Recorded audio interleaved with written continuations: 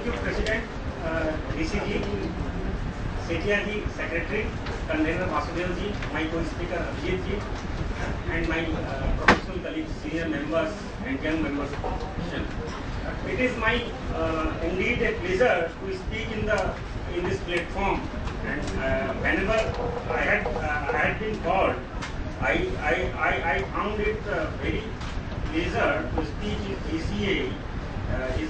The association, the activities of the association is. Let me start with the depreciation provisions. Then I will take up the another topic.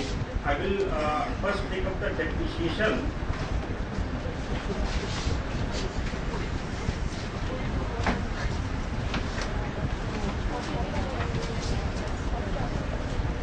What are the minimum data we required to calculate the depreciation? As we know, WTP as on 1/4/2014, opening WTP, but this will not be for the gross block of the assets or group of the assets. It is we require for individual asset. Then we require date of purchase. Then we require cost for each of the asset. Then we require useful life as per AS6. What is this useful life? We have heard that schedule part C of the schedule 2 contains useful life. But what is this useful life as per AS6? Can anybody tell me what is this AS6 का useful life? Sir, this is the management's estimate कि ये asset मेरे organisation के लिए कितना दिन तक economic benefit देगा, ये एसेट मेरे ऑर्गेनाइजेशन के लिए कितना बेनिफिट देगा, कितने सालों तक बेनिफिट देगा, ये इसका एस्टिमेट है, मैनेजमेंट एस्टिमेट करता है। ये जो स्टैट्यूट ने प्रोवाइड नहीं किया है, स्टैट्यूट ने प्रोवाइड किया है part C of the schedule. Part C of the schedule में जो यूजफुल लाइफ है, that is very different from this. Sir, ये we require for the asset and this become very critical when we have purchased an asset. Suppose we are there is a conversion in the company, we are taking over some asset, there is merger, there is amalgamation, then these things become very vital, very critical. How? I will take an example.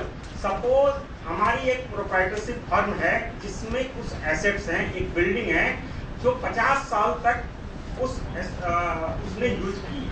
Now company ने take over किया उस proprietorship firm को। The question arise, इसका useful life whether we will take 50 that years, जिसके लिए proprietorship firm ने उस building को यूज कर लिया है, whether we take that into account और नॉट। एक प्लांट है, एक प्लांट से एक अपोलो हॉस्पिटल की लेबोरेटरी है, उसमें कुछ टेस्टिंग इक्विपमेंट हैं। अपोलो हॉस्पिटल का ये एसेट मैनेजमेंट पॉलिसी है कि हम हर 3 साल में ये एसेट सेल कर देंगे and we will sell it to some other entity. The question arise कि इस केस में AS3 उस प्लांट का useful life will be 3 years. We will, as we progress, we are just taking out how then we also require depreciation already provided, which we will automatically calculate the WDV and cost and WDV balancing figure will be generally depreciation already provided. Useful life as per schedule 2, ये हम लोग that is provided in the schedule. These are the minimum basic data. Sir, depreciation as per schedule 2 he provide करना पड़ेगा।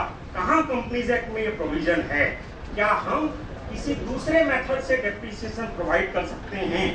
क्या ये minimum depreciation provide करने का provision है?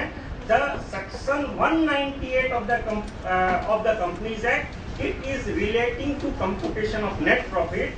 It says the following sum shall be deducted while computing the net profit of the company. What it says? Depreciation to the extent under section 123, this has to be deducted. Now what section 123 says? 123 is relating to declaration of dividend. But subsection 1 and subsection 2 is saying यदि company dividend declare करती है so it has to deduct depreciation as per schedule 2. So those companies which are paying dividend, it is compulsorily to deduct depreciation as per schedule 2. They cannot follow any other method. Now take our companies जो dividend नहीं payment करती है, our small and medium sized private limited companies. It nowhere it has been stated. If you read both the section, you will find that those dividend paying company यदि है तो schedule 2 के हिसाब से depreciation calculate करना ही करना पड़ेगा. I will read. No dividend shall be declared except out of the profit. Then they are saying the dividend depreciation shall be provided as per schedule 2. हम लोगों की जो कंपनीज है से our कंपनीज जो डिविडेंड नहीं पेमेंट करती है, the question arise कि क्या हम लोगों के लिए कंपल्सन है as per schedule 2. What is your opinion? नहीं है, नहीं है. Somebody will say नहीं है, somebody will say है. What with reason? Give me the reason. नहीं है तो क्यों और है तो क्यों? Let me share my views. मेरे व्यू में what we are writing in the audit report कि true and fair view is we are writing true and fair view. If you take that aspect into account, then depreciation should be provided, must be provided, and must be provided. But the method, now the method can be as per the accounting standard, method can be as per schedule 2.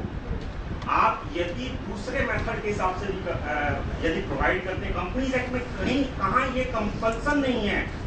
Neither in section 198 nor in section 123 those company cannot provide depreciation as per schedule 2. But we are, what I am saying, we are the expenses of that year should be debited in that year. We are taking true and fair view into account. So depreciation has to be provided, and that has to be provided that we will provide as per schedule 2, because there is no other method specified in the Companies Act for those companies who are not paying the dividend. So we will take that. But if you go for, if you provide from some other method and the method went to say High Court and Supreme Court, then Supreme Court, some of the advocate will tell you कि यहाँ पे कहीं compulsion नहीं है कि depreciation as पर schedule 2 non dividend paying company को भी प्रोवाइड करना पड़ेगा. This is the point I just want to share with you by reading section 123 and 198. Now schedule 2, we will provide the depreciation as per schedule 2. What is the applicable date? 14-15 के लिए will do. Then there is a concept of component accounting. What is this? Say this is ये इस auditorium में ये building है. What are the component of building? Bricks का एक structure है, bricks and cement का एक स्ट्रक्चर है. Then ये फ्लोरिंग का एक है. Then centralized AC. These are the 3 parts. Then 4th part can be electrical fittings. So they are saying each part का कितना कॉस्ट है. यदि इस बिल्डिंग को 4 पार्ट में डिवाइड करते हैं, each पार्ट का कितना कॉस्ट है, you identify that. और each पार्ट का useful life is same? No. Electrical fittings का useful life is different from this. So चारों पार्ट का useful life is different. So they are saying each part का cost separately identify कीजिए और उसका जो यूजफुल लाइफ है कॉरस्पॉन्डिंग उसमें डेप्रिसिएट कीजिए। सो एक बिल्डिंग का कॉस्ट से 100 रुपीज, आप उसको 4 पार्ट में डिवाइड कीजिए, उस चारों पार्ट का कॉरस्पॉन्डिंग यूजफुल लाइफ निकालिए और आप उसमें डेप्रिसिएट कीजिए। This is the concept of component accounting. This is the basic concept. As the things progress, we will discuss more. Now let us discuss what are the differences. Schedule 14 and Schedule 2 में sir depreciation and depreciable amount का definition नहीं था। आज जो companies act है depreciation and depreciable amount का भी definition they are giving. What is depreciation? Depreciation is systematic allocation of depreciable amount. Depreciation is systematic allocation of depreciable amount. Now, what is depreciable amount? Depreciable amount, they are saying, depreciable amount is cost less residual value. Then they are saying cost or other amount substitute for cost. So, cost or other amount substitute for cost, less depreciation. Can anybody tell me कि ये other amount substitute for cost क्या है? कब हम cost नहीं लेंगे, कोई दूसरा फिगर लेंगे? Revaluation. Very good. Revaluation में हम लोग cost नहीं लेंगे. So for that they are saying other amount substitute for cost. Then rates versus useful life. ये जो शेड्यूल है इसमें यूजफुल लाइफ है, लेकिन जो पुराना शेड्यूल था उसमें रेट्स रहते थे। सो सिंगल शिफ्ट के लिए अलग रेट था, डबल शिफ्ट के लिए अलग रेट था। Now extra shift depreciation, single shift के लिए रेट अलग था, डबल शिफ्ट के लिए रेट अलग था। अब डेप्रिसिएशन के लिए they are saying useful life कितना है, कैसे कैलकुलेट करेंगे? दे आर सेइंग यदि डबल शिफ्ट में जितना दिन अपने काम करते हैं तो आप जो यूजफुल लाइफ है उसके हिसाब से सिंगल शिफ्ट का डेप्रिसिएशन निकाल लीजिए इनटू 1.5 डबल शिफ्ट के लिए, और ट्रिपल शिफ्ट के लिए उसको डबल कर दीजिए। In this way you will B calculating double shift and triple shift. Now asset costing less than 5000, हम लोग क्या करते थे आगे? 5000 से नीचे के जितने भी एसेट थे उसको उसी साल में 100% डेप्रिसिएट कर देते थे। अब शेड्यूल में इस कंपनीज एक्ट में ऐसा कोई प्रोविजन नहीं है। द क्वेश्चन इज क्या हम लोग कर सकते हैं? इसके लिए we will be separately discussing component accounting. पुरानी कंपनीज एक्ट कंपोनेंट अकाउंटिंग के लिए साइलेंट था, लेकिन AS 10 में कंपोनेंट अकाउंटिंग का कंसेप्ट आगे भी था, अभी भी है, लेकिन वहाँ कंपल्सन नहीं है, ऑप्शन है। जिस तरह से इस कंपनीज एक्ट में इस साल के लिए कंपोनेंट अकाउंटिंग का कंसेप्ट था, कंपोनेंट अकाउंटिंग कंपल्सन नहीं है, ऑप्शन है। If the company want to follow, they can do, but compulsion अगले साल से। We are just seeing क्या differences है। Minimum rates versus different useful life। 1956 act में जो डेप्रिसिएशन दो rates were the minimum rates. So हम लोग क्या करते थे, इनकम टैक्स में हायर डेप्रिसिएशन का रेट था वो ले लेते थे। बेनिफिट क्या होता था, डिफर्ड टैक्स का कैलकुलेशन अलग से नहीं करना पड़ता था और इस साल का प्रॉफिट कम हो जाता था क्योंकि ज्यादा हायर रेट से हम लोग डेप्रिसिएट। इस कंपनीज एक्ट में क्या हम लोग कर सकते हैं? द आंसर इज नो, नहीं कर सकते।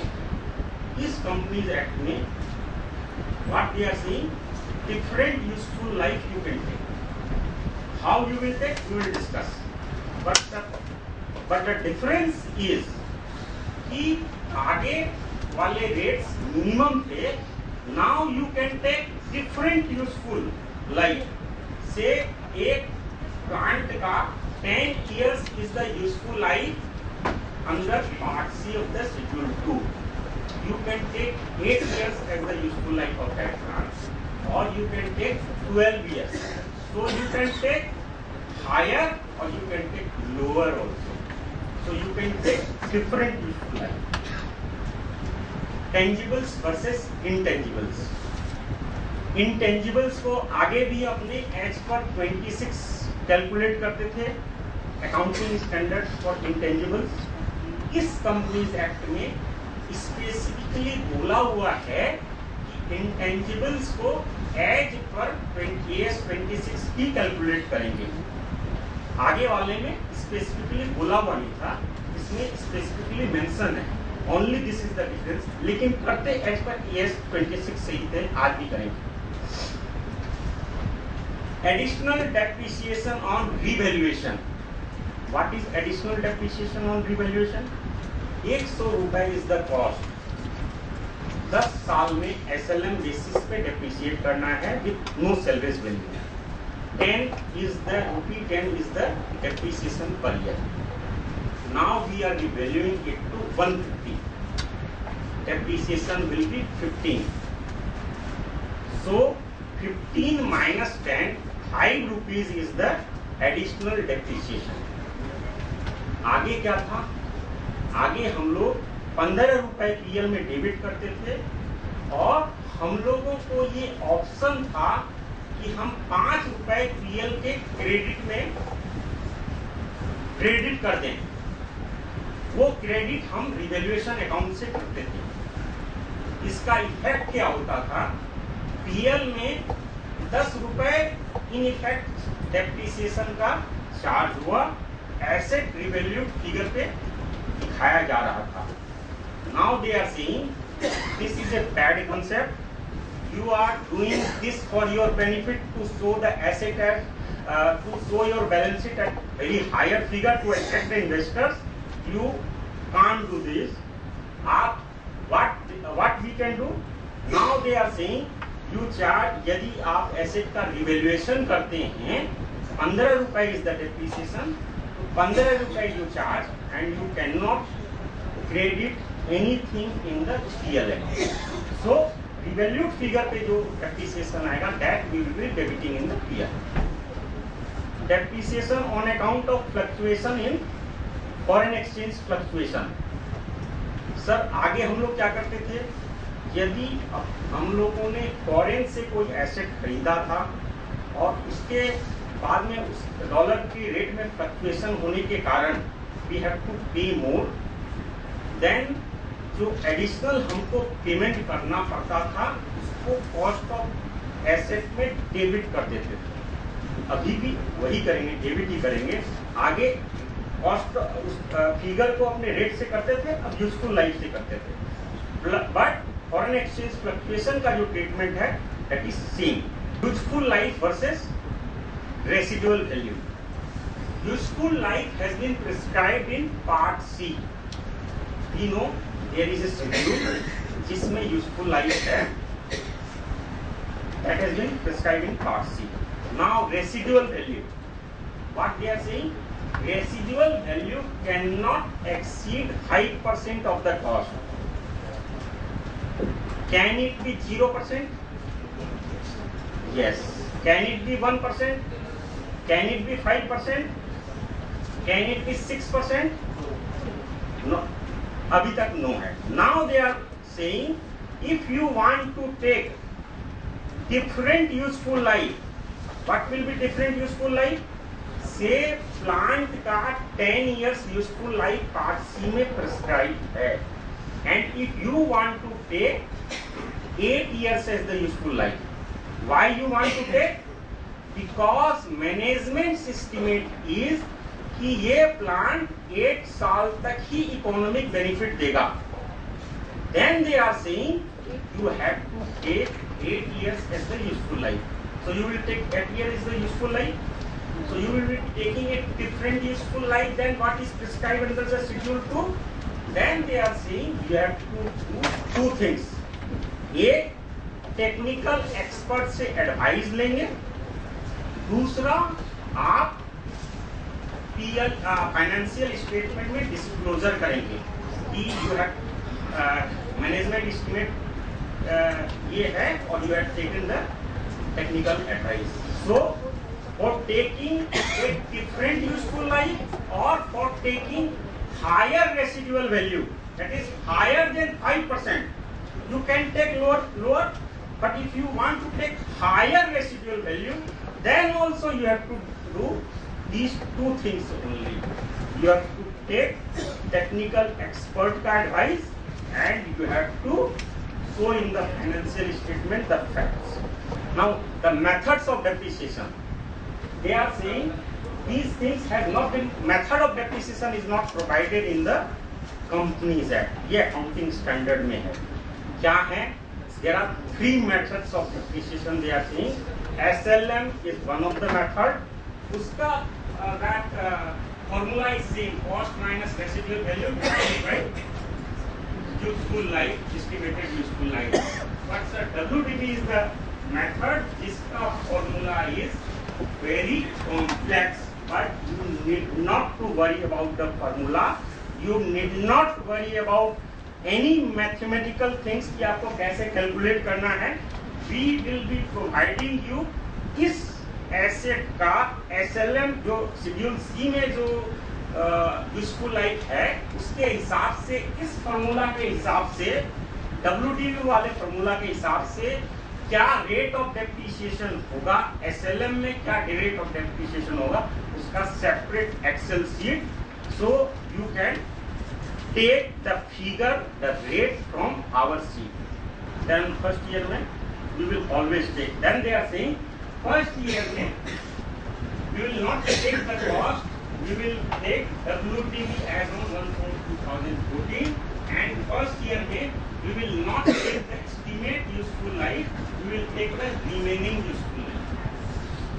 Everything is quite crystal, should be quite crystal clear here. The question arises, the vital question arises, please pay attention. The basic question arises here कि कंपनियों को क्या केवल शेड्यूल 2 फॉलो करना है या accounting standard and guidance note of the ICI भी follow करना है. The application guidance of the ICI that has been approved by the council and released by the council before 2 months, that makes it quite clear कि कंपनियों को accounting standard and guidance note भी follow करना है. सो कंपनियों को schedule 2 भी follow करना है और guidance note and depreciation accounting standard भी फॉलो करना है. Schedule 2 is saying that application guidance of the ICI is saying there are some matters जिसमें जिस रेस्पेक्ट में शेड्यूल 2 कुछ नहीं बोलता. क्या है सर वो मैटर? वो मैटर क्या क्या हैं जिसके रेस्पेक्ट में शेड्यूल 2 कुछ नहीं बोलता? Those are depreciation method. Depreciation method has not been prescribed in the schedule. And the revaluation, how you will revalue that, about revaluation, schedule 2 is silent. Then this foreign exchange fluctuation, schedule 2 is silent. So these are the matters जिसके respect में schedule 2 कुछ नहीं बोलता और guidance note and accounting standard कुछ बोलते हैं. We have to follow that. Then they are saying there are some matters जिसमें शेड्यूल 2 भी कुछ बोलता है और अकाउंटिंग स्टैंडर्ड भी कुछ बोलता है और दोनों में कंट्राडिक्शन है. इन that case the application guidance issued by the ICI is saying you have to follow schedule 2. I repeat, there are some matter जिसके रेस्पेक्ट में शेड्यूल 2 भी कुछ बोलता है और अकाउंटिंग स्टैंडर्ड भी कुछ बोलते हैं and there is contradiction. In that case we have to follow schedule 2 only. Then there are some matters जिसके जिसके रेस्पेक्ट में शेड्यूल 2 भी कुछ बोलता है और अकाउंटिंग स्टैंडर्ड भी कुछ बोलता है और दोनों में कंट्राडिक्शन नहीं है. They are saying we have to follow both. Let us take this example. AS6 is saying depreciation rates prescribed under the statute are the minimum. So whatever the rates that has been prescribed under the statute are the minimum. ये accounting standard 6 बोलता था, इसीलिए हम लोग minimum लेते थे पुराने वाले कंपनीज एक्ट का. लेकिन नए वाले कंपनीज एक्ट में यूजफुल लाइफ प्रिस्क्राइब है and we can take different useful life by doing 2 things. We have already seen that. So there is a contradiction. Contradiction क्या है?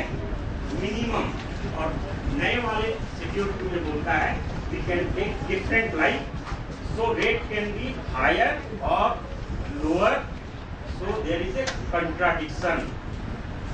As there is a contradiction, we will not follow the word minimum. ये minimum we will read as is ये नहीं. Now they are saying if management estimate of useful life is shorter than its devices under the statute. So plant के case में say management estimate is 8 years is the useful life. So management estimate is lower. In that case, what they are saying, depreciation is computed by applying the higher rate only. So as per the accounting standard, we can take जब किसी plan के respect में 10 years is the useful life and 8 years is the management estimate of the useful life, we can depreciate that asset in 8 years only. So we have to compulsorily take the experts' advice and we have to disclose the things in the financial statement. Let us take this example. 10 years is the life and 8 years is the management estimate. So in this case, what we have to do? We have to do compulsorily those 2 things. Otherwise, we cannot take in one word. I cannot take 10 years. In one line, I cannot take 10 years, which is prescribed under the schedule. Let us take example 2. 10 years is the life. Management estimate is 12 years. ये plant will give the economic benefit to the company. In this case, they are saying you can either take 10 years or you can take 12 years. Sir पहले वाले का rational क्या है? 8 साल में करने का, 9 और 10 साल में ये कंपनी को कोई बेनिफिट ही नहीं देगा. से एक प्लांट का 3 years is the useful life, 8 years को 3 years is the useful life. वो प्लांट 4 years से लेकर 10 years में कंपनी को कोई बेनिफिट ही नहीं देगा. जब इकोनॉमिक बेनिफिट ग्रो ही नहीं करेगा, सो आप यदि डेप्रिसिएट करेंगे उस साल में, तो you will B other revenue के साथ you will be adjusting. So that should not be allowed. So the concept is so we are doing that. That may be the rational इसलिए कि इंस्टीट्यूट ने ये प्रोवाइड किया. Now in this example, 10 years life is prescribed in the schedule. The management estimate is this plant will work for 12 years. In this case, they are saying we have the option. You take the technical evaluation, then 12 years you take, or you take 10 years. So what we are doing? We are following accounting standard as well as schedule 2.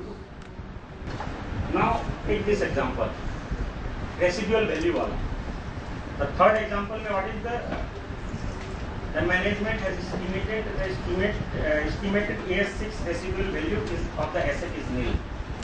In that case, do we require to follow those two procedures? No, क्योंकि 5% पर we do not require to follow any procedure. So this is why I framed this third example. Now this fourth. Say Apollo Hospital testing equipment. The asset management of the Apollo Hospital is कि जो भी laboratory में testing equipment रहेगा हर 3 साल में किसी छोटे शहर की लेबोरेटरी को भेज देंगे, उसका से 10 years is the life prescribed under the Schedule 2. So we will appreciate that asset from 3 years only, because we will be selling that asset. So residual value may be 25%, 30%, 35%. So if you want to take 35, 25, you have to follow those two procedures. How to assess the useful life? Who will assess the useful life? They are saying it is not merely an accounting exercise, rather it involves technical exercise. So we will not assess the useful life. It is the technical expert who will be doing this. Sir, कौन है? Sir, chartered engineer may be one of those. Sir, manufacturer है. They know कि उसका asset usually कितना दिन चलता है. हो सकता है आज के 2 साल के बाद में बिल के साथ में ये estimated useful life companies act के आने के बाद सबके आने लग जाए नेक्स्ट ईयर से. हो सकता है, मैं नहीं बोल रहा हूँ कि होगा ही, हो सकता है. तो दैट में वी टेक दैट, वो बिल में जो लिखा हुआ है we may take that also as an technical expert, because the manufacturer is provide, the trader is provide the useful life. Sir क्या फैक्टर्स हैं those will be we will take for this estimation, useful life का estimation? One of the factor is expected uses of the asset. Then they are saying expected physical wear and tear. So asset यदि idle पड़ा हुआ भी है, one of the factor is physical wear and tear. So we have to provide the depreciation for idle asset also, because one of the factor is expected physical wear and tear. So then other factor is technical और commercial obsolescence. से हम एक printer हैं, हमारा जो हम printing industry में हैं, हर 2 साल में एक नई टेक्निक की मशीन उस इंडस्ट्री में आ जाती है. कंप्यूटर भी यूज करता है, हम भी यूज करते हैं. सो हर 2 साल में ऐसा होता है. तो सॉफ्टवेयर है, उसका एडवांस वर्जन आ जाता है उसका. So there is commercial obsolescence also. Then the legal or commercial the legal or similar limit. Say motor vehicle act में 15 years is the useful life for using a bus. You have purchased a bus. You will be knowing कि कितना साल पहले, but you will easily know. So 15 years is the useful life. So you have to depreciate it.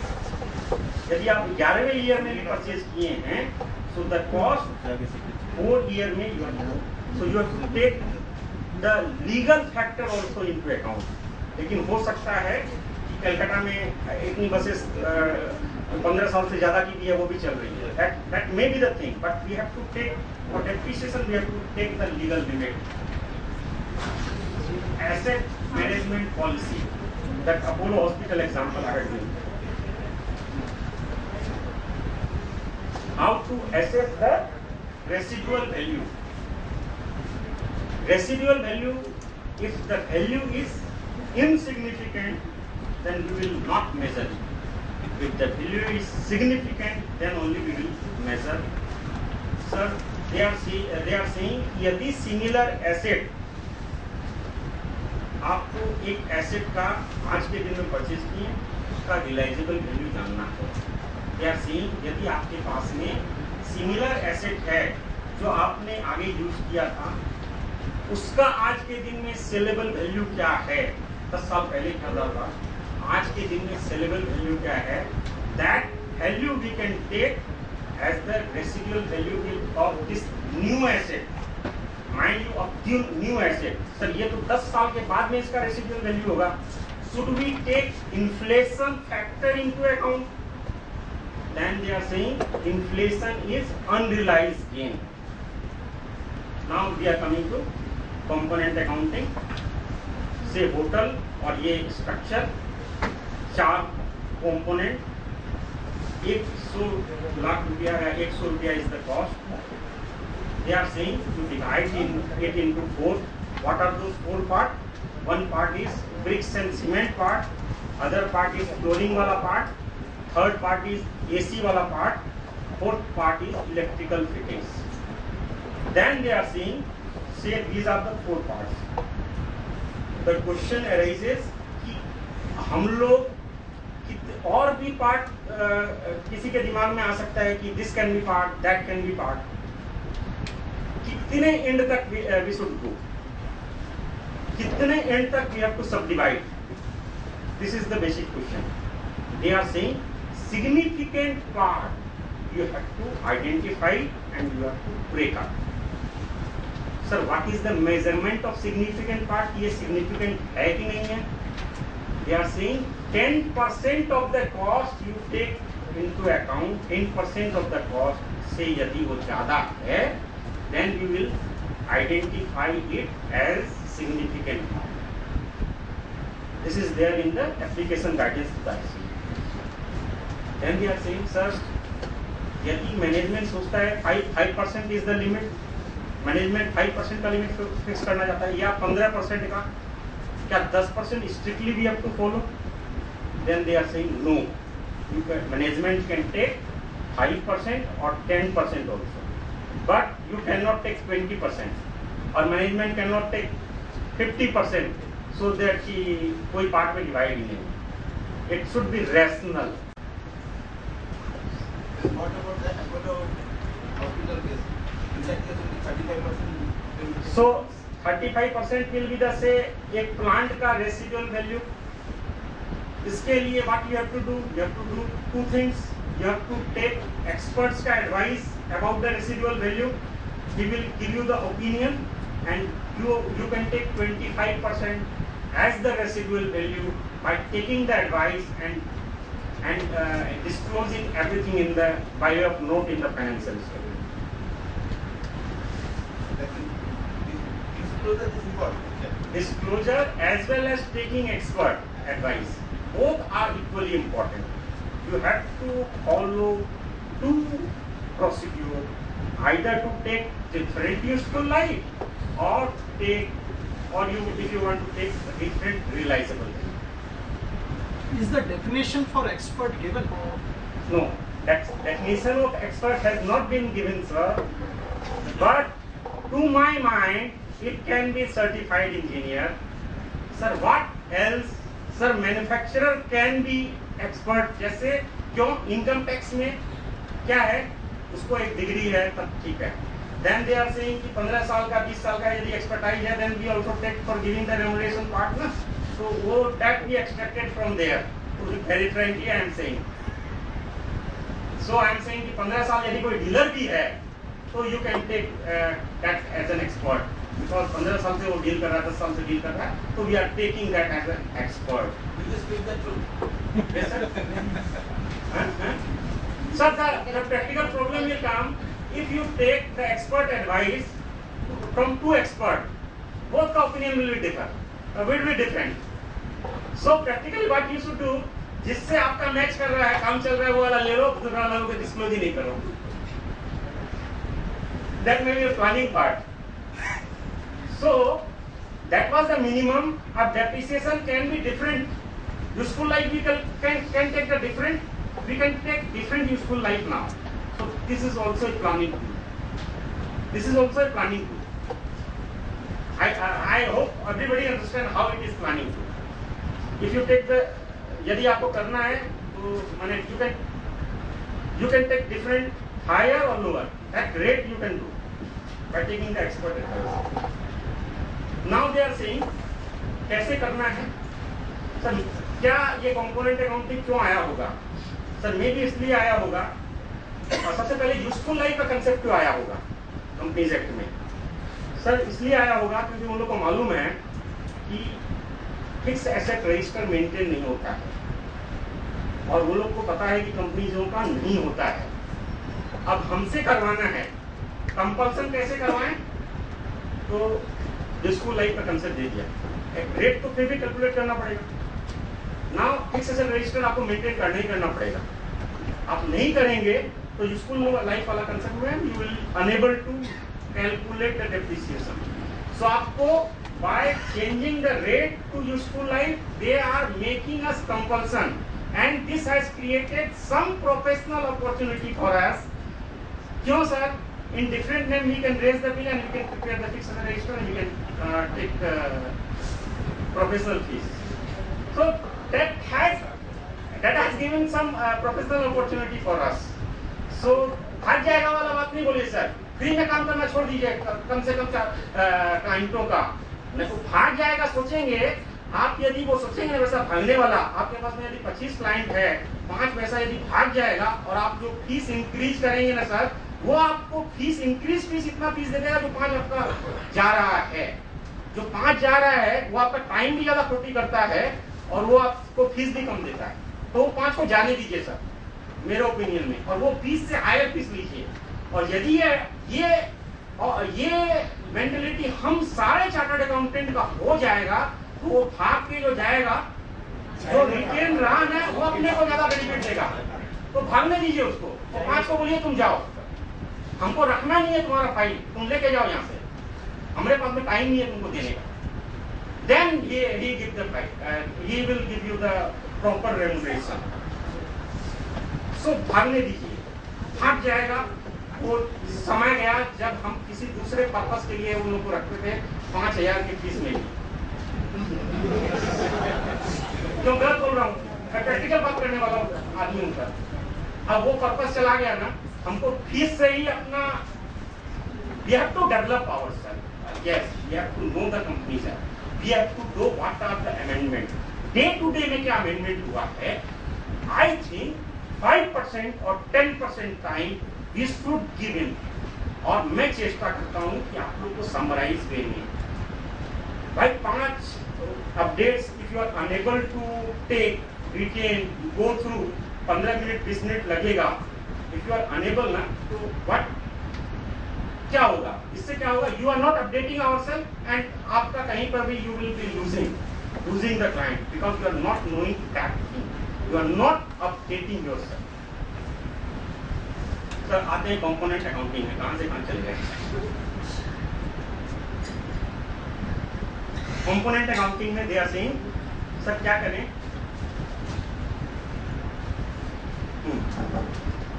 15% then 5% you can take. So significant part you have to divide. Sir क्या reason हो सकता है component accounting को compulsion करने का? Sir reason ये हो सकता है दे आर सेइंग आज इस ईयर में आप शेड्यूल 2 के साथ कन्वर्जेंट हो जाइए, फिक्स एसेट बनाने के लिए क्लाइंट से पैसा लेना शुरू कर दीजिए।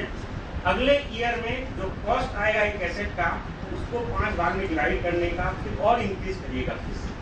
That will get you some additional revenue. So component accounting is 100 रुपया को यू फर्दर डिवाइड, उसका फर्दर यूजफुल लाइफ निकालिए and you have some benefit. Sir कैसे करेंगे? से एक पार्ट है, उस पार्ट का useful life is 10 years, cost इससे 10 रुपीज। आप उस पार्ट को शेड्यूलिंग को 8 ईयर के बाद में ही चेंज करवाते हैं। So there is WTB of 2 in your account 2 रुपया है। उस 2 रुपया को आप क्या करते हैं? 9th and 10th ईयर में पीएल में डेबिट करते हैं। आज उस 2 रुपया को आज ही डेबिट कर दीजिए। This is the concept. 2 रुपया को आज डेबिट कर दीजिए और उस पार्ट को रेनोवेट करने में, बनाने में जो खर्चा लगा उसको कैपिटलाइज कर दीजिए। Very simple. So So this is the basic concept of component accounting, and these concepts are very simple. How to determine useful life asset has been used on double shift or triple shift basis in past or in future. Then AS6 is saying for the purpose of assessing now आपने एक plant खरीदा, उसका useful life is से 10 years. अब first year में आपने उसको triple shift में यूज करना शुरू कर दिया. आपका एस्टिमेट नहीं था कि ट्रिपल शिफ्ट में यूज करेंगे. 10 years वर्थ यूजफुल लाइफ आपने ट्रिपल शिफ्ट में फर्स्ट ईयर से यूज करना शुरू कर दिया. सो एक साल के बाद में यू विल सी कि you will B depreciating more. Double से पूरा साल ही आपने ट्रिपल शिफ्ट में यूज किया, so you will B depreciating double. At the end of the first year, say 10 rupees was the as per SLM value was the so double you will be depreciating 20 rupees you will be debiting. Now remaining useful life will be 9 as per our previous estimate. Now you will revise the estimate. अब उस plant का आपको triple shift में use नहीं करना था, आपने single shift के हिसाब से एस्टिमेट किया था. अब आपने उसको ट्रिपल में कर लिया. You will revise your estimate. When you will be revising your estimate, you may be ये हो सकता है कि you are revising your estimated useful life to 9 years. That way it will be adjusted. But what happens if we are using triple shift only for part of the year, say 3 months or 4 months only, and then it is doing one shift? ठीक है ना, कोई issue नहीं. यदि आप कर रहे हैं, now we will be discussing when we will be estimating the useful life. We will be discussing it in detail. Then I will take your question. Now कैसे करना है? As on 1/4/2014, they are saying there is WDV. As on 1/4/2014, you depreciate over the remaining useful life. This is one. Then they are saying if there is no useful life, the remaining useful life is 0 as per schedule 2. Then you charge off it to the peer or adjust with the retained earning. How this is? I will take this example. Useful life is set 10 years as per schedule 2. Asset is 8 years old. How you will depreciate? WDV as on 1/4/2014. Remaining useful life is 2 years. So जितना as on 1/4/2004 is the WDV, you will be depreciating in further 2 years. Let us take this example कि उसका वो asset जो है जिसका 10 years is the useful life as per schedule 2, वो खत्म हो गया है. So we are in 2014. We have purchased that asset in 2000. As per schedule 2, useful life is 10. 10 year already हो गया 2010 में. We are in 2014. They are saying whatever the WDV is, you out of that WDV, whatever the depreciable amount is, you charge off to the PL or you adjust with the retained earning.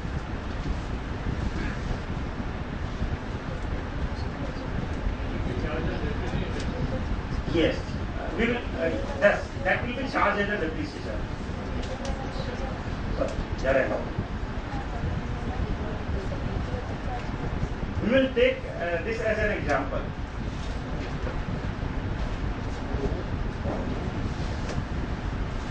Date of acquisition is 2010. Cost is 100. We are in 2014.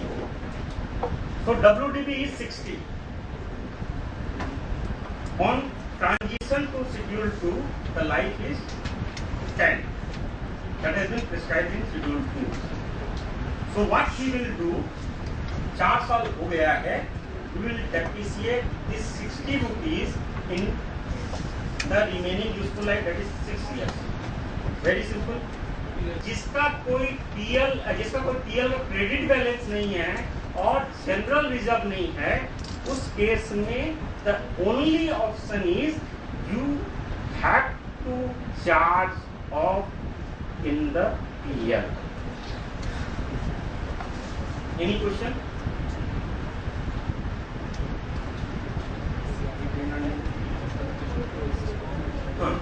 Then एक practical problem आएगा. आगे हम लोग जो करते थे building का practically we have to look. Building है same rate, plant and machinery है, सारा प्लांट एंड मशीनरी का सेम रेट. नाउ बिल्डिंग है 10 बिल्डिंग है, 1 building, 2 building, 3 building, 4 building, 5 building. हर का रिमेनिंग यूजफुल लाइफ डिफरेंट है. इसके कारण से rate will be different. So same building का, building is the block, 1 building, 2 building, 3 building, useful life different rate. Then plant, building का, 1 building का remaining life is 10 years, plant का remaining life is 10 years.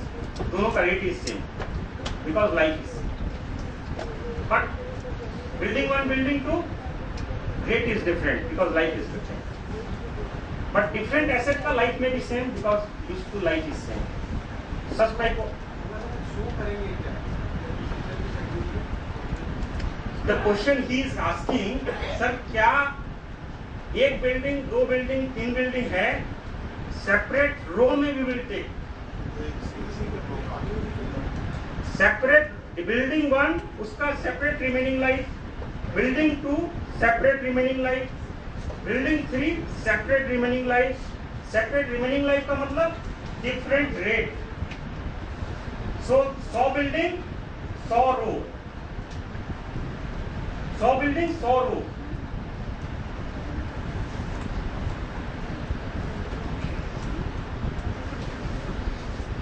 Fixed asset register has not been, cannot be prepared. What we will do? जबकि last year में हम लोगों ने लिखा है रिपोर्ट्स में कि has been maintained. We will discuss.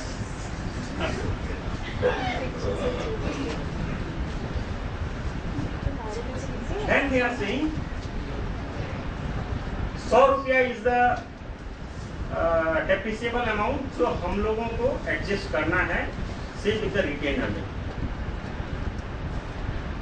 The ICI pronouncement that tax effect of expenses or income adjusted directly against the reserves and or security premium account, it says कि यदि आप कुछ PL से या retained earnings से adjust करते हैं, then first you have to take tax effect into account. इसका means क्या है सर? They are saying आप डिफर्ड टैक्स का effect you will take. Sir more clear? Sir they are saying कि यदि आपने इनकम टैक्स में एक एसेट का से बेनिफिट ले लिया है because of higher rate, so income tax में बेनिफिट लिया है, so you have deferred tax liability in your account. उस एसेट के रेस्पेक्ट में से 30 रुपीज का डिफर्ड टैक्स लायबिलिटी है आपके अकाउंट में. आप 100 रुपया एडजस्ट कर देंगे, 30 रुपया यदि is there in the account for deferred tax liability of that asset, it will not be proper. So they are saying adjust this first. How you will be adjusting?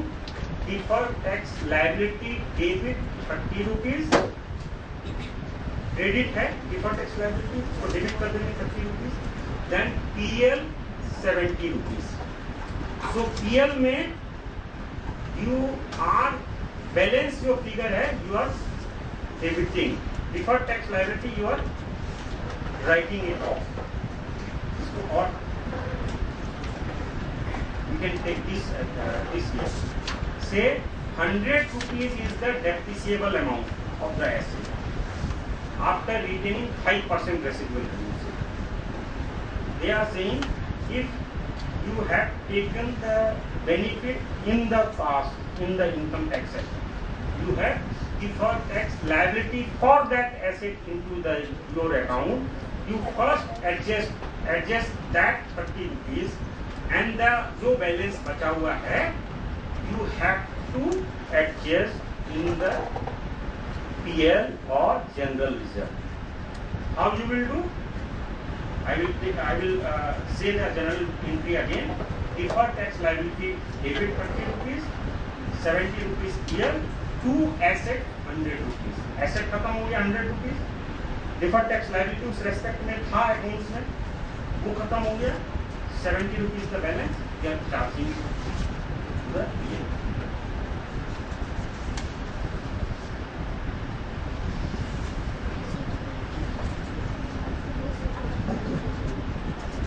Then they are saying you have not taken benefit in the income tax act. You will take the benefit in the income tax act in the future. और उसका जो cost है that is in the block of asset of the income tax. So you will take the benefit in the future for that asset. आप उसका benefit future में लेंगे से 30 rupees का. So you have to create deferred tax asset in the account. How you will do? Deferred tax asset debit 30 rupees, PL debit 70 rupees, to asset 100 rupees.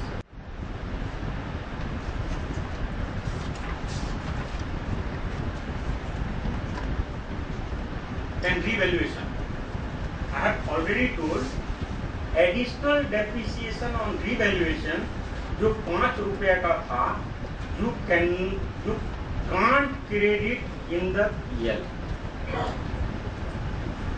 So आप कितना debit करोगे? 15 रुपए. Then they are saying कहाँ से करेंगे? Revaluation account से करते थे. Now they are saying ये जो 5 रुपए हैं आप रिवैल्यूएशन अकाउंट से जनरल रिजर्व में ट्रांसफर करने का option they are giving. So net क्या होगा? आप पीएल बढ़ जाता था, प्रॉफिट बढ़ जाता था, वो नहीं बढ़ेगा. आप उसको बैलेंस शीट आइटम में रिवैल्यूएशन से 5 रुपए कम कर देंगे और जनरल रिजर्व में 5 रुपया ऐड कर देंगे. Entry will be revaluation account debit 5 rupees to general reserve 5 rupees. Narration accordingly 5 रुपया किस कारण से हो रहा है?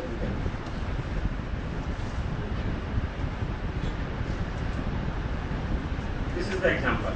You can go through. I have already explained.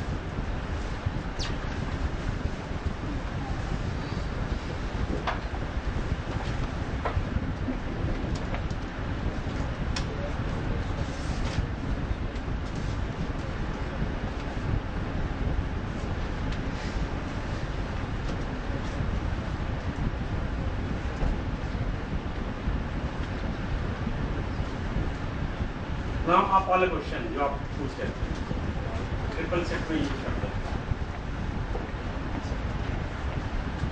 Accounting standard हम लोग फॉलो करते हैं for certain companies and for certain big companies Indian accounting standard you will be following. Big companies 200-500 crore से ज़्यादा का है इंडियन अकाउंटिंग. हम लोगों की कंपनीज के लिए accounting standard is relevant now. Now para 23 of the AS6 says कि useful life of the depreciable asset has to be reviewed periodically.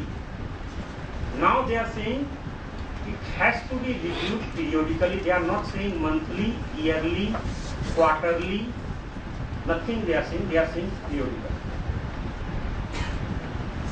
Then para 21 of the AS5 that says estimate यदि आप कुछ करते हैं आप estimate revise करेंगे दो situation में. एक जब न्यू इंफॉर्मेशन आपके पास में आएगा और दूसरा जब सर्कमस्टेंसेस चेंजेस. सो भूकंप आ गया, बिल्डिंग में क्रैक हो गया, you have to revise the estimate. Useful life you will be revising because the circumstances change, so you will be revising it. एक साल में 2 बार भूकंप आ गया। पहली बार आया, कम आया था, उससे रिवाइज 60 ईयर से घट के 20 साल हो गया। दूसरी बार आया, उससे 15 साल हो गया या 10 साल हो गया। So periodically new information coming to your knowledge twice in the same year. So you will be revising the estimate of the useful life of the asset of building twice. Now this Indian accounting standard, it is applicable for big companies. It says कम से कम साल में एक बार you have to revise the estimate.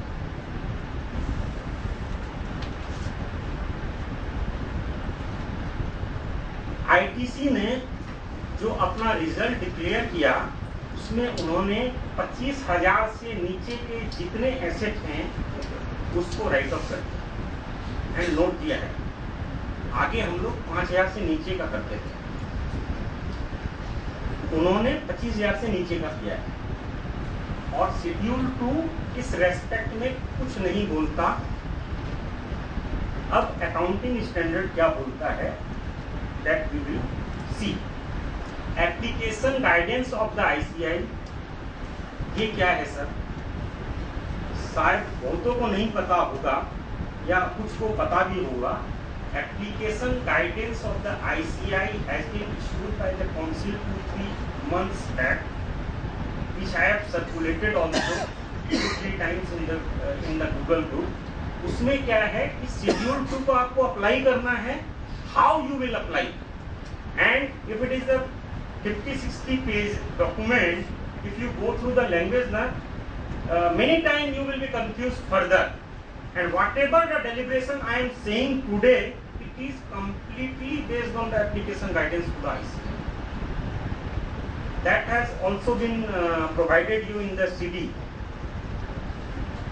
What it says, you have to take materiality into the account while charging of 100% while providing 100% depreciation in the year. Sir materiality किसका लेंगे? Obviously है materiality company की asset size का लेंगे। यदि company का asset size बहुत बड़ा है तो 25,000 रुपए से नीचे के एसेट जो है बहुत immaterial है, कम मटेरियल है। So in that case we can depreciate 100% और fully in that year. But in our case जो small and medium size companies है उसकी asset size बहुत छोटी है and we should not depreciate 100% or we should not provide full depreciation by seeing the annual report of ITC.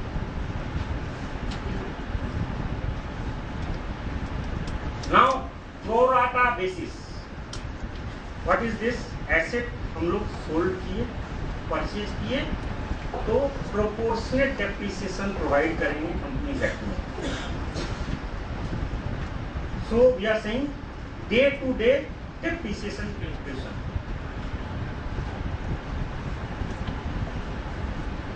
The next question is, क्या हम लोग ऐसा कर सकते हैं क्या कि एक क्वार्टर में जितने भी एसेट परचेज किए उसका एक ही डेट ऑफ परचेज या एक ही डेट ऑफ सेल मान लें। Quarter end is the date of purchase और quarter end is the date of sale. क्या ऐसा कर सकते हैं क्या? This is the question. Sir कर सकते हैं। Para 24 of the guidance note on depreciation accounting, it says we can do how they are saying we can group addition or disposal, that is purchase and sale, in appropriate time basis. So fortnightly basis is the one, 15 days. Monthly basis, एक month में जितने भी purchase sale किए उसका एक date मान लें, या quarterly also they are saying. But हमारी जो डेप्रिसिएशन शीट है वो डे टू डे आपको कैलकुलेट कर देगी। आज हम लोगों ने नया उसका वर्जन मेल किया है। that we will see. इसमें बहुत सारे changes हैं. We have improved it.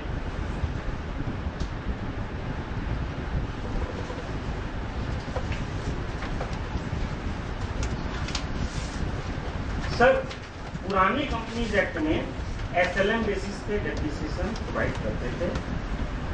अब हम लोग WDV फॉलो करेंगे. Sir, this is change of method. Sir, क्या करना पड़ेगा? It will be change of accounting policy and AS 5 के हिसाब से हम लोगों को we have to calculate under both method and quantify the things.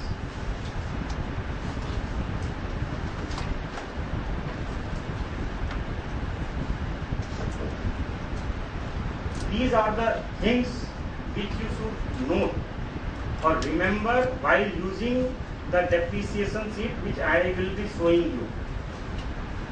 But before that, ये note 1. Note 1 क्या है? से 25 is the 25 रो है हमारी शीट में. आपके 50 एसेट है. आप 25वीं रो में गए और उसको कॉपी कर लिए पूरी रो को और 26वीं रो में पेस्ट कर दिए. क्या होगा बेनिफिट? कि जो इनहेरेंट फॉर्मूला है वो कॉपी हो जाएगा नीचे वाली में. Now you can change the nature of the asset. वहाँ यदि बिल्डिंग है यू कैन राइट, आपका यदि प्लांट है तो प्लांट, एंड उसके हिसाब से useful life and other things जो 4 इनपुट नेसेसरी हैं जो मैंने कहे थे स्कूल में. देयर आर 4 इनपुट्स, वो आप प्रोवाइड कर दीजिए and sheet will be calculating everything, rest 5-10 things automatically.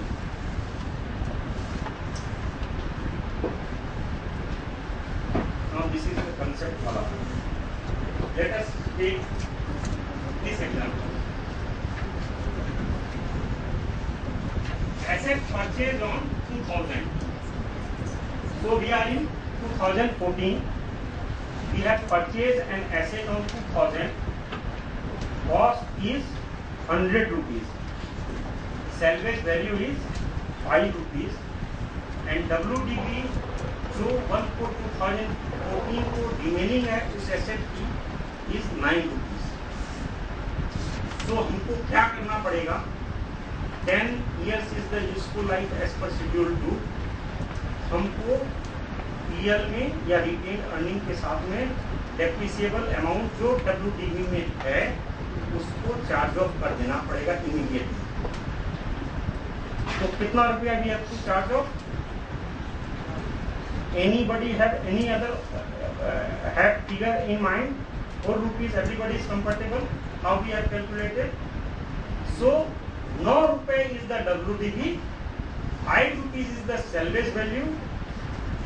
हम ओवर सेल्वेज वैल्यू जो अमाउंट है that is the depreciable amount, we are depreciating it immediately. Either we are adjusting with the PL और we are adjusting with the retained earning और PL और general reserve. So what he is saying, is rightly pointing out कि sir 4 रुपए adjust नहीं होगा, 3 रुपए general reserve से adjust होगा और 1 रुपए हो सकता है डिफर्ड एसेट या डिफर्ड लायबिलिटी का बैलेंस शीट में है तो उसको भी एडजस्ट करना पड़ेगा. He is rightly pointing out. लेकिन प्रॉब्लम जो हम कंसेप्चुअल प्रॉब्लम बताना चाह रहे थे ये इस सेकेंड एग्जाम्पल में है. इस सेकेंड एग्जाम्पल में क्या है? WDV as on 1/4/2014 salvage estimated salvage value 5% से लेस है, 2 रुपए हैं, 5% से लेस है. The question comes to our mind, क्या हम डेप्रिसिएशन राइट बैक कर सकते हैं? क्या उस 2 रुपए को 5 रुपए में फिर से लाना पड़ेगा क्या to maintain the salvage value? No. क्यों? Because there is no enabling provision in the schedule 2 which say कि हमको मेंटेन करना ही करना पड़ेगा 5%. They say कि it cannot exceed 5%. It can be 0. So it is 2, that is okay. This is the conceptual part. The third part is जो हमने उसमें यूजफुल लाइफ लिए हैं वो शेड्यूल 2 से देख के नहीं लिए हैं. Those are the dummy data. आप उसको शेड्यूल 2 से देख के you should take.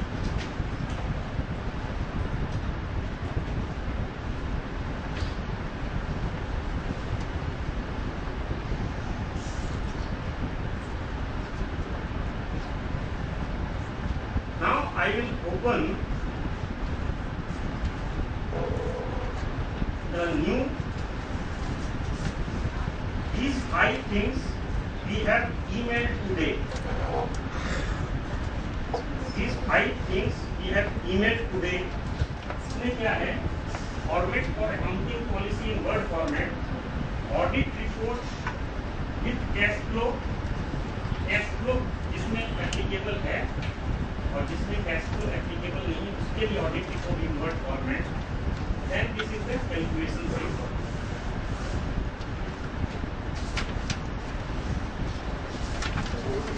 ये इंस्ट्रक्शंस है सर, इसको केयरफुली पढ़िएगा. Then we are coming to this.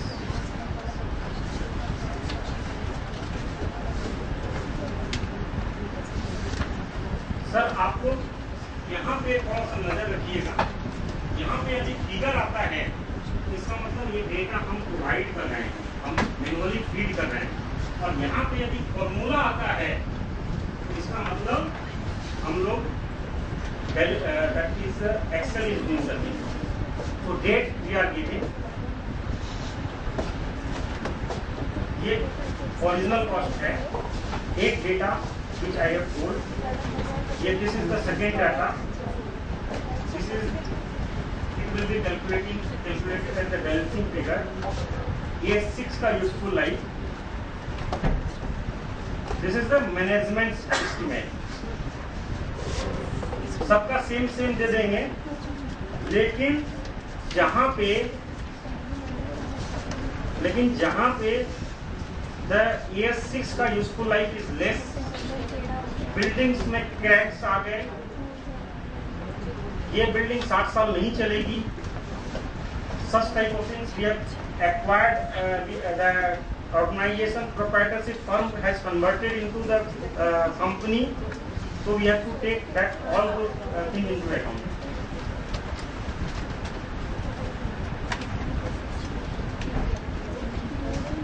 इस वाले केस में the light is less, so we have to do 2 things. So light taken we are feeding manually. ये formula will calculate remaining life formula. Salvage we have assumed 5%. आपका 1% 0% है, आप manually निकल रहे हैं.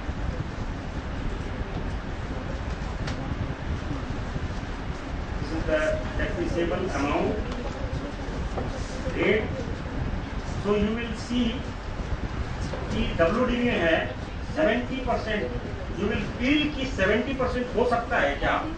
सर हो सकता है 1.5 साल 2 साल में के बाद में आपको 5% पे उस एसेट का बैलेंस माने WDV आना चाहिए. तो वो तभी आएगा जब ये 70%. Manually if you calculate in calculator तो ये 70% is the right. But instantly you will feel 70% क्या ऐसा इतना हायर रेट हो सकता है क्या? Adjustment with everything is calculating. This is the ready to use sheet. इसमें आप इसको you can use. Then asset purchase during the year,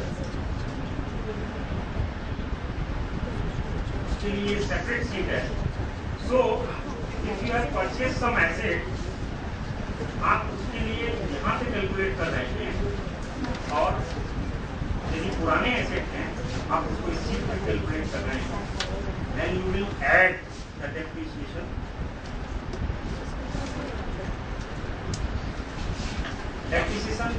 question please sir. Second hand building खरीदा है आगे इनका सीनियर सर कर दें प्लीज।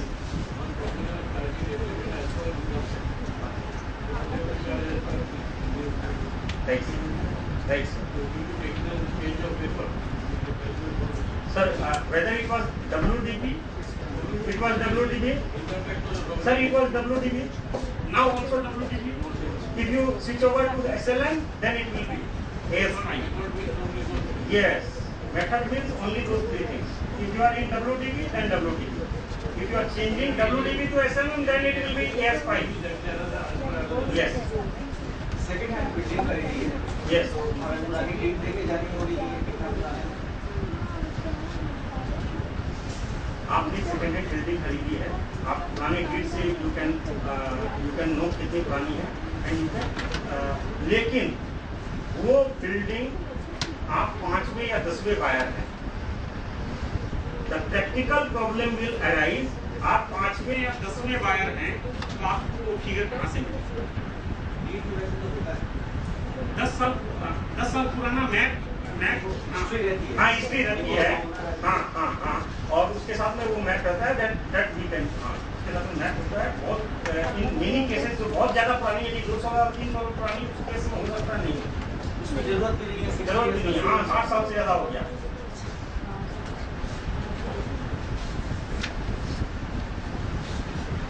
लेकिन आप इसको इस हिसाब से लीजिए कि आपने जो बिल्डिंग खरीदी है वो 200 साल पुरानी है। उसमें फर्क है, वो लैंड की वैल्यू की वजह से वो उतनी वैल्यू है, बिल्डिंग की वजह से नहीं।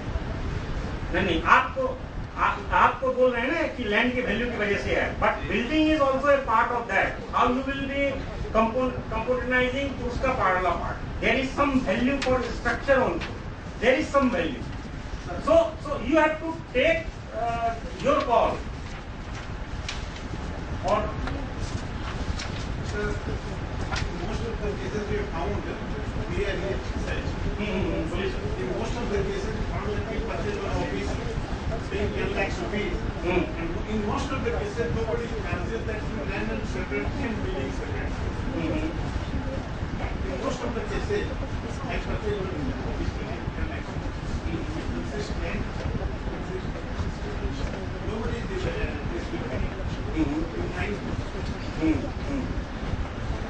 ठीक है। हाँ that problem is there. You are saying कि भाई we will take that as a building. So how you will divide it? Sir पुराने समय में तो कंपनीज एक्ट में land was not non-depreciable asset. Nobody is doing that. But that, yes, we are not doing, practically we are not doing. लेकिन आप ऐसे देखें तो कोई भी बिल्डिंग एक लैंड के ऊपर ही रहेगी, सो वो तो इनरेंट फिगर है सर उसका।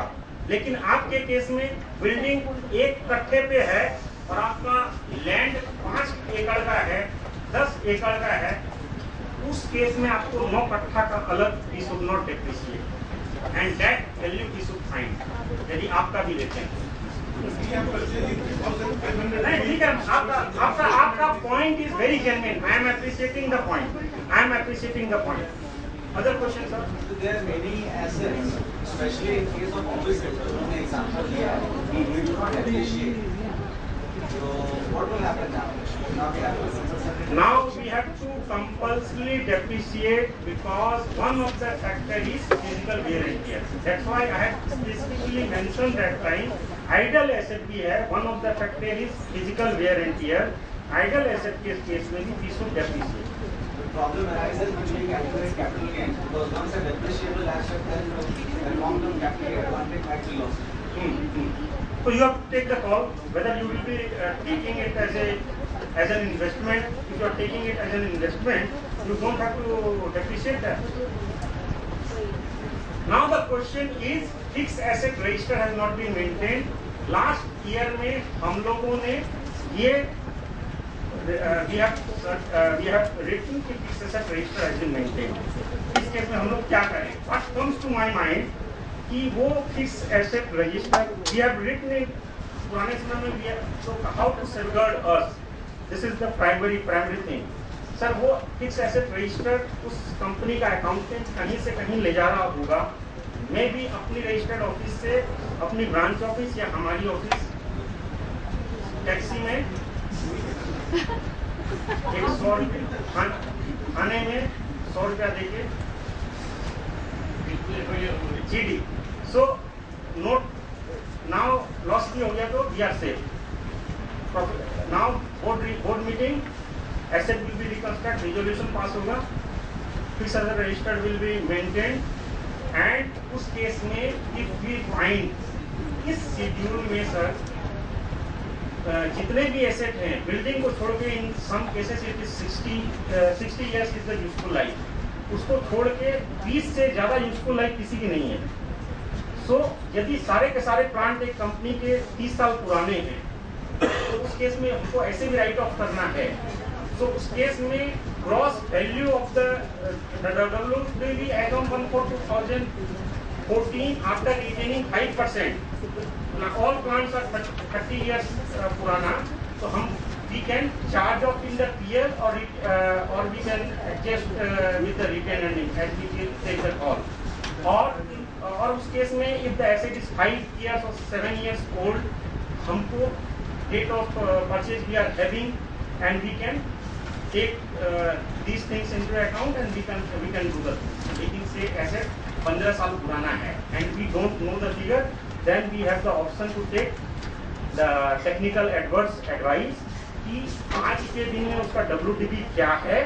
उसमें यदि 10 एसेट हैं तो उस फिगर को 10 एसेट में we will divide and each asset का we will find कि remaining useful life क्या होगा, we will take the opinion और से 20, 30 इस तरह करके 4 फिगर आता है चार एसेट का, और रिमेनिंग लाइफ इज जो रिमेनिंग लाइफ है उसमें we can depreciate।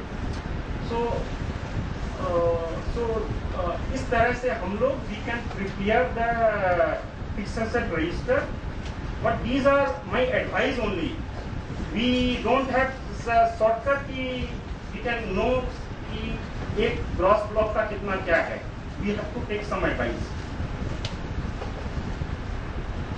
Sir, in my opinion, if we are updated, our quality of profession will improve. So with that purpose, we have started sharing the updates. If anybody want to include yourself to have the our update, they can mail to us moreassociate@gmail.com. They can send a request, add me. They can write. We will add to the group. Somebody wants the digest. एक दिन में एक ही mail आना चाहिए। They can forward us that mail. We are sending 7 days, 10 days में कि if you want digest, you write to us. You forward, we will do. You get one mail, but that will be without attachment. Our WhatsApp groups is also there. If anyone wants to have our WhatsApp update also, they can send name and city to this number 8820154348, and we will be happy to include him or her in our WhatsApp group. Now you will take.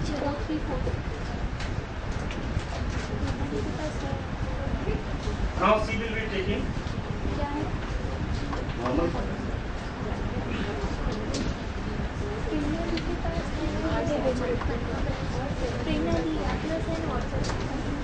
Let us see कि ये CD में what we are providing, depreciation पे क्या है। This is application guide to schedule 2 that has been issued by the ICI 3 months back. This is rate of depreciation as per Companies Act. Let us see क्या है, ये schedule 2 ही है in Excel, और जहाँ पे I feel कि we should give it as a bold, we should highlight the things I had made red words. These are the useful life as per schedule 2, and we had manually calculated इसका rate क्या होगा under SLM and WTB में. और can we you two girls please you can keep silent because others are disturbing.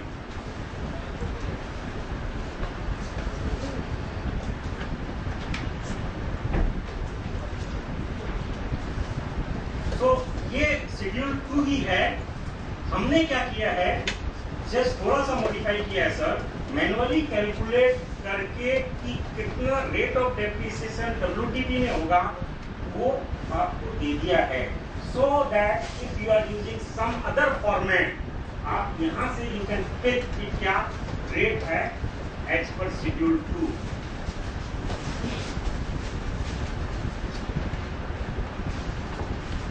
ये this is the depreciation auto sheet which I had shown you. यहाँ पे you can calculate the depreciation for the year for those assets which we are having as on 1/4/2014, that is the old asset, and ये new asset के लिए this is the Excel sheet to calculate depreciation, and this is the format for the fixed asset register. ये CD में है. Now Act rules notification, everything is there, and this is the gist also. Then we are having this PARO. These are the 6 format that has been approved by ICI in December 2014, which we can use as an audit report. These are the 2 formats for CFS issued by the ICI 3 months back. These are the 2 formats for CFS. These are the words accounting policy, then audit report for with cash flow, without cash flow. Without cash flow किसके लिए होगा? We know small companies. Other than small companies, we will use this format with cash flow. Somebody made me one query कि audit report कैसा होगा और CARO and cash flow and non cash flow. उसका query का reply I am saying कि cash flow बनाना पड़ेगा क्या? Sir बनाना पड़ेगा. क्या उस पे ऑडिटर को कमेंट करना पड़ेगा? सर कमेंट करना पड़ेगा, because the definition of financial statement includes cash flow. So cash flow is nothing but part of financial statement. This is guidance note on CARO issued by the ICI. This is guidance note on flood reporting. This is very relevant, and we should go through this flood reporting guidance also. These are the formats. Now I will take CARO and audit report first, then I will take up exemptions to private limited company.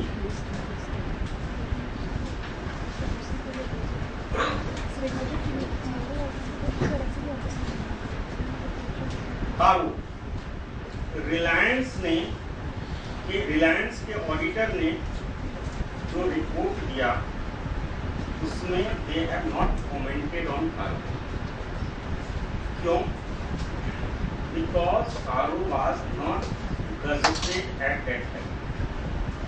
हम लोग जो report देंगे we will comment on CARO.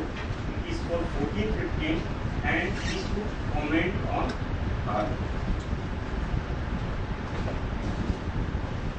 My speech will be in 3 parts. This CARO deliberation.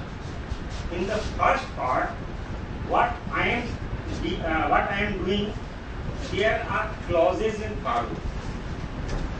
The old CARO and new CARO. उसमें कुछ clauses हैं जिसमें changes किया गया है. तो फर्स्ट पार्ट में वो क्लॉजेस हैं जिसमें चेंजेस किया गया है, सेकेंड पार्ट में वो क्लॉजेस हैं जो डिलीट हो गए हैं, और थर्ड पार्ट में वो क्लॉजेस हैं जो the old CARO new CARO is retaining जो पुरानो कारो में था.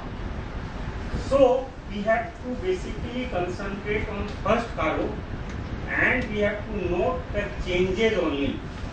और चेंजेज यदि हम लोग जान जाते हैं तो हम लोग उस क्लॉजेज में क्या चेंजेस है जान गए, नए क्लॉज के बारे में जान गए, जो डिलीट हो गए उसको पढ़ना ही नहीं है, और जो नए सेम हैं वो तो आगे जैसा ही है. तो केवल चेंजेस नोट कर लें तो कारों के बारे में हम लोग जान जाएंगे.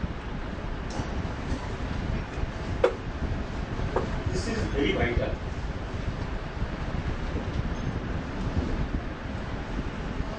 Now, what we are doing in the first part, पुराने कारों में क्या प्रोविजन था, इन सेकेंड पार्ट नए कारों में क्या प्रोविजन है.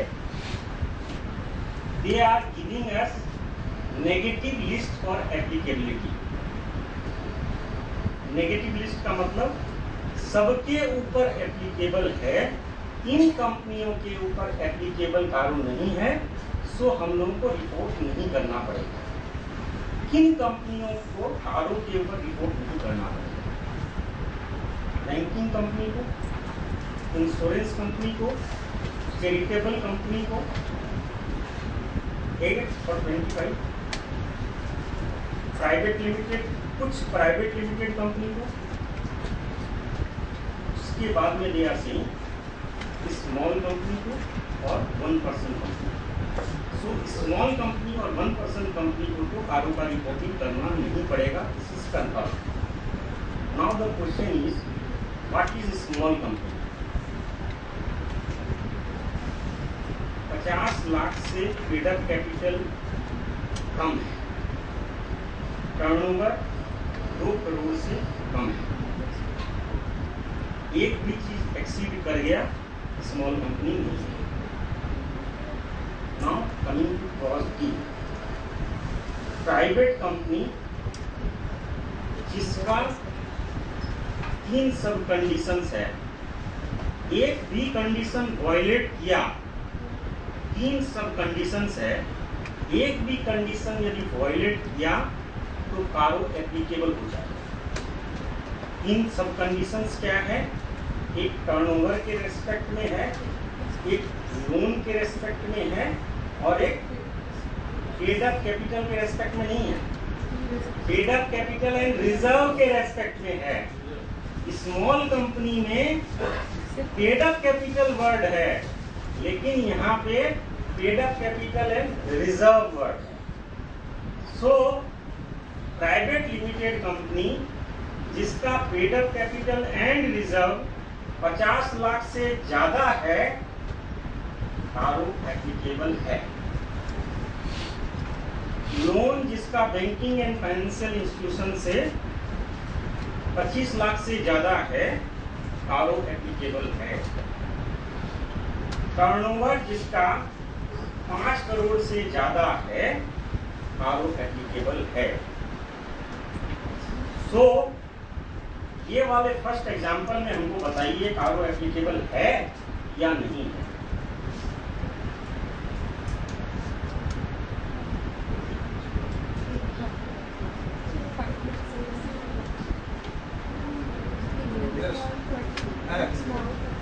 कारो एप्लीकेबल है.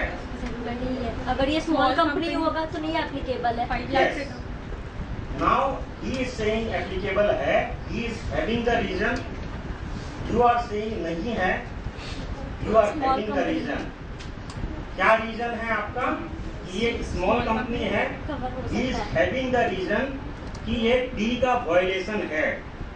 So the main question we have to know कि क्या यदि 5 अल्टरनेट एग्जेम्पशन प्रोवाइड करता है कोई भी स्टैट्यूट और एक का वायलेशन हो जा रहा है, तो क्या दूसरे अल्टरनेट क्लॉज का एग्जम्पशन यदि हम सेटिस्फाई कर रहे हैं तो क्या बेनिफिट ले सकते हैं या नहीं? ले सकते हैं। सो 5 अल्टरनेट कंडीशन यदि स्टैट्यूट का है और एक का बेनिफिट आपका कंडीशन वायलेट हो रहा है और दूसरा का आप सेटिस्फाई कर रहे हैं तो you can take the benefit. So इस केस में स्मॉल कंपनी है तो आप भूल जाइए, you can take the benefit. 2A ऊपर वाले एग्जाम्पल और उसका टर्नओवर 1.5 करोड़ है, it is still small company, same. Now 2B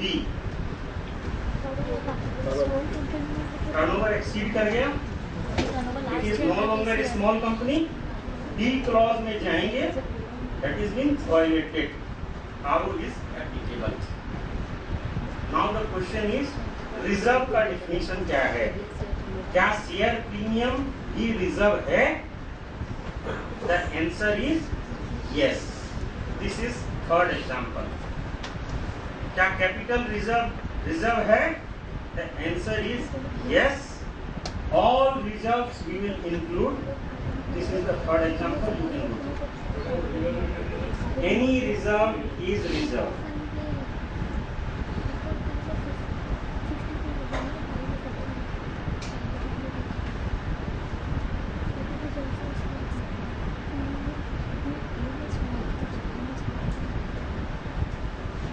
sir पुराने वाले कारों में 3 क्लॉजेस हुआ करते थे। One was regarding कि company is maintaining its asset register or not, तो हम लोग सबके लिए बोलते थे मेंटेन, जिससे सारा प्रॉब्लम शुरू हुआ था। और जो हमको प्रोफेशनल अपॉर्चुनिटी दे रहा है, the best thing is now second clauses were whether management is physically verifying. Now the third clause was, please note it, and this has been deleted.